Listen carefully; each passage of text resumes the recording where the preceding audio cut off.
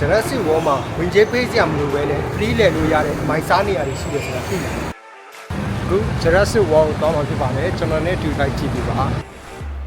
ကျွန်တော် Jurassic World ကို CM ဘူရာနေပြီးတော့စဖန်တာစင်ဘူရာအထိ BTS CV သွားခဲ့ပါတယ်စဖန်တာစင်ဘူရာရောက်ပြီဆိုလို့ရှိရင်ယထာတဲကထွက်လိုက်ပြီဆိုတာနဲ့ဒီလေကားလေးအတိုင်းအောက်တစ်ထပ်ကိုဆင်းရမှာဖြစ်ပါတယ်အဲဒီအောက်ထပ်ကနေပြီးတော့ကျွန်တော်တို့ AZ1 ကနေပြီးတော့ထွက်လိုက်မယ်ဆိုလို့ရှိရင်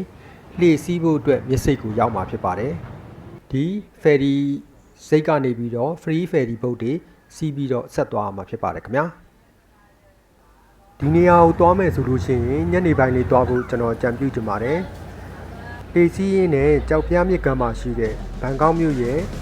ညနေခင်း city scape အလှကိုလည်းတစ်ခါတည်းကြည့်ရှုကန်စားနိုင်ပါတယ်ခင်ဗျာ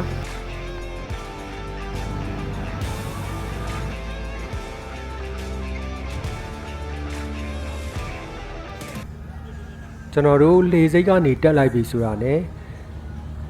လမ်းညွန်ကြည့်တဲ့တန်လန်းအိမ်မြောင်ပုံစံကြီးတစ်ခုတွေ့ရမှာဖြစ်ပါတယ်ဒီတန်လန်းအိမ်မြောင်ရဲ့အရှိတက်တဲ့မှာ The Jurassic World The Experience ဆိုတဲ့မုံကိုတွေ့ရမှာဖြစ်ပါတယ်အဲ့ဒီမုံတိုင်းဝင်သွားပြီဆိုလို့ရှိရင်ကျွန်တော်တို့ The Jurassic World Experience ကို ticket ဝယ်ပြီးတော့ဝင်လို့ရတဲ့နေရာကိုရောက်မှာဖြစ်ပါတယ်ဒီနေရာကိုကျွန်တော်တို့ ticket ဝယ်မယ်ဆိုလို့ရှိရင် online booking ကလည်းဝယ်လို့ရတယ်လို့မျိုးဒီမှာလဲ walk in ဝယ်လို့ရပါတယ် walk in ဝယ်မယ်ဆိုလို့ရှိရင်တော့ကျွန်တော်တို့ cash နဲ့မရပါဘူး visa card only တစ်မျိုးပဲရပါတယ်ခင်ဗျာကျွန်တော်တို့ Jurassic World ရဲ့တစ်ဆက်တည်းဘေးဘက်မှာ Hatdome ဆိုတဲ့အစာအုပ်ရှိပါတယ်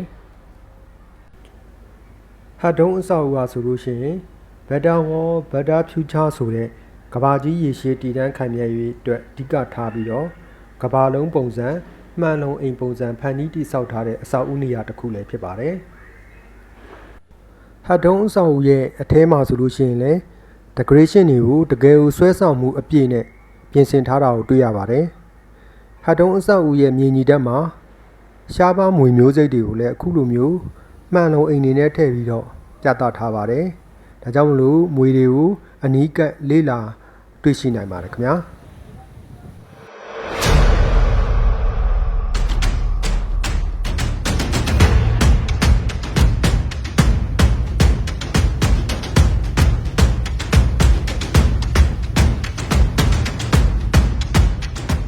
ဒီ Jurassic World နဲ့ Hatdome အဆောက်အဦဟာဩဂုတ်လ 10 ရက်နေ့မှာအသစ်ဖွင့်လှစ်ထားတာဖြစ်ပါတယ်။ Hatdome အဆောက်အဦကိုမြေညီတက်ကနေပြီးတော့အပေါ်တက်ထီကိုတဆင်ချင်းလှေကားတွေနဲ့တက်သွားပြီးတော့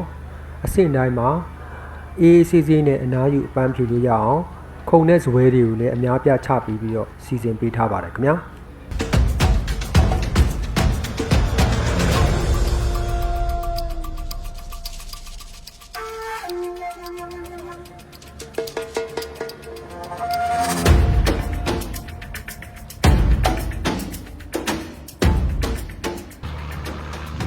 Hatdome အဆောက်အဦရဲ့အရှိတ်ဘက်မှာကြီးမားကျယ်ပြန့်တဲ့မြက်ခင်းဧရိယာတစ်ခုလည်းဖန်တီးပေးထားပါတယ်။ဒီနေရာမှာခလေးများအတွက် free ဆော့ကစားလို့ရမယ် playground area တစ်ခုလည်းပါရှိတယ်လို့ခလေးတွေဆော့ကစားတာကိုစောင့်ရင်းနဲ့မိဘတွေအနေနဲ့လည်းဒီမြက်ခင်းပေါ်မှာအေးအေးဆေးဆေးနဲ့အနားယူအပန်းဖြေလို့ရအောင်ခုံတွေအများကြီးချပေးထားပါတယ်။ဒါအပြင်ကြောက်ဖျားမြင့်ရဲ့ညနေစည်းစာအလှကိုလည်းဒီနေရာကနေပြီးတော့တဝါကြီးငေးမောကြည့်ရှုခန်းစားလို့ရပါတယ်ခင်ဗျာ။ Jurassic World မှာအမှတ်တရလက်ဆောင်ပစ္စည်းတွေရောင်းတဲ့နေရာလည်းရှိပါတယ်။ဒီခန်းထဲမှာအမှတ်တရလက်ဆောင်ပစ္စည်းတွေဝယ်ရင်းနဲ့အမှတ်တရဓာတ်ပုံတွေလည်းရိုက်လို့ရပါတယ်ခင်ဗျာ။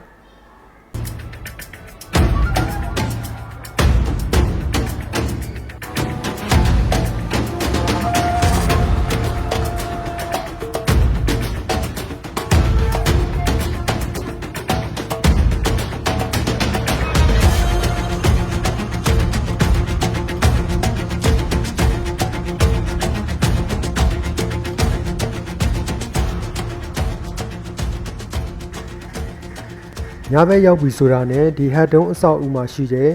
ဖန်ခေါင်မိုးကနေပြီးတော့ပြောင်းလဲနေတဲ့မီးရောင်စုံရဲ့အလှအားလည်းတကယ်ကိုရင်သက်ရှင်နေပဲကောင်းလာပါခင်ဗျာ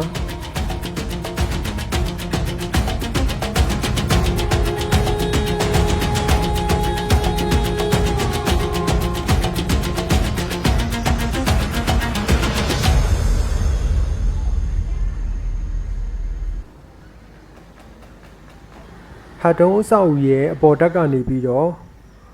ကြောက်ဖျားမြင့်ရဲ့အလှကိုတဝိုင်းငင်းမောကြည့်ရှုခန်းစားလို့ရပါတယ်ပတ်စံပေးစရာမလိုပဲနဲ့ luxury hotel တစ်ခုရဲ့ rooftop high view မျိုး feeling မျိုးခန်းစားလို့ရအောင်လို့ဖန်တီးပေးထားပါတယ်ခင်ဗျာ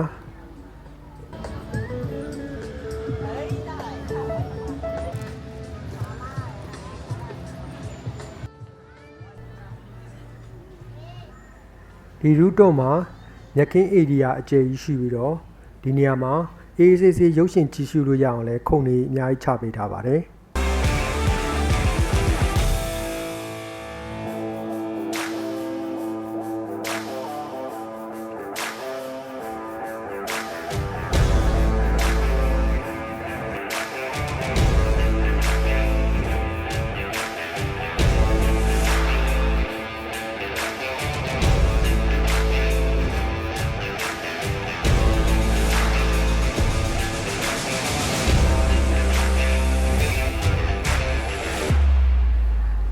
Jurassic World ရဲ့ restaurant ကိုလည်းဒီဓာတ်လေကားကနေပြီးတော့တက်သွားလို့ရပါတယ်ဓာတ်လေကားတွေဝင်လိုက်ပြီဆိုတာနဲ့